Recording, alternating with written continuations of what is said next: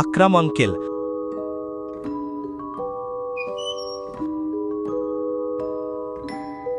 আমি এটা নিতে পারি মা।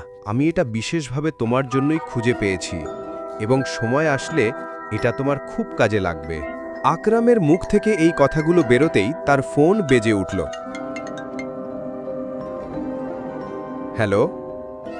ফোন ধরার পর আকরামের মুখাভিনয় আরও গম্ভীর হয়ে উঠল। ঠিক আছে, আমি দেখছি। টাইগার, আমি দুঃখিত, কিন্তু আমার মনে হয় তোমাকে আজ একাই লাঞ্চ করতে হবে। আমাকে জরুরি কিছু কাজ মেটাতে যেতে হবে। তবে দয়া করে এই উপহারটা গ্রহণ করো। হ্যাঁ, এটাকে আমার পক্ষ থেকে অগ্রিম জন্মদিনের উপহার ভেবে নি। আমি বুঝতে পারছি, তুমি তোমার কাজ করো